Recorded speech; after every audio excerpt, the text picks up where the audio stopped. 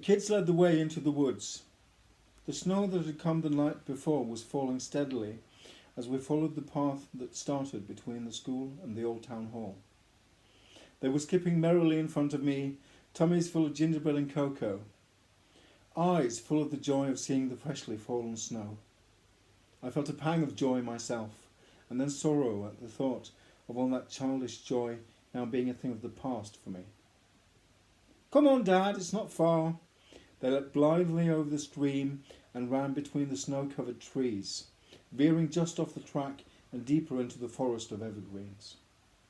The snow fell heavily on my coat, and I sagged a bit under the weight, then picked up my pace to keep up with the young ones. I cast my mind back to the Christmases of my childhood, and how carefree and happy those days had been.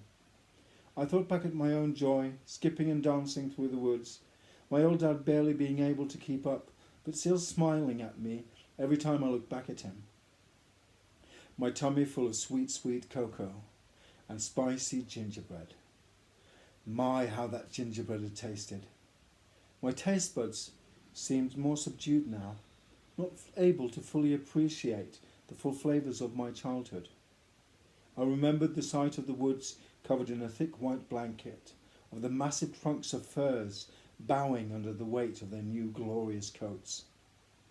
My eyes strained to focus now, while they had leapt from glorious vision to glorious vision when I ran through here with Dad. "Do keep up!" They looked at me, my two girls and my boy, and they grinned from ear to ear. They looked around, eyes ablaze with wonder. "Isn't it just marvellous?" They were making footprints in new snow as we turned further and further away from the path. We all knew where we were going, and the memories flooded back to me of a bygone winter when Dad and I had done the same. In my childish joy I had not seen the look on Dad's face. Or maybe I had, but it hadn't registered on a conscious level in the mind so young. I understood him now, his feeling of joy at my happiness, and at the same time the dark pull of loss tugging at his heart. My heart sank as I understood what I had seen then, the sorrow that tainted the joy like a barely visible stain on a white linen tablecloth. The white untouched snow quickly succumbed to our footprints, as it had when I was small. It was my kids' turn to leave their marks now, and I followed suit, a bit more heavily and straining to get over fallen logs and bow down under low branches. My back ached as I stepped over a huge rock and almost slid on a patch of ice. "Oops!" My youngest had stepped into a puddle covered by the snow, and a boot was stuck there. Her big sister expertly pulled it out with one hand, supporting her little sister with the other. My son was shaking a branch a couple of yards ahead of us. Huge heavy lumps of white landed on the ground around him, and one big lump hit the top of his woolen cap. He bent the strong but winter brittle limb until it broke off and handed it to the youngest. "There you go. Watch your step next time," he said, smiling at her, that warm light he always had shining in his eyes. Back when I was here with Dad, there'd been ice under the snow, and I'd helped him up when he slid and made a big oof as he landed on his behind. "Watch your step," I chuckled as I helped him get on his feet, and he smiled warmly back at me while he brushed the snow off his coat, the one I was wearing now. I wrapped the coat tighter around me, knowing well that I would need the warmth from it when we got there. Ahead of me, the kids were teasing each other, mock singing a tune they told me they'd made up one day at home, just making up the words as they went along.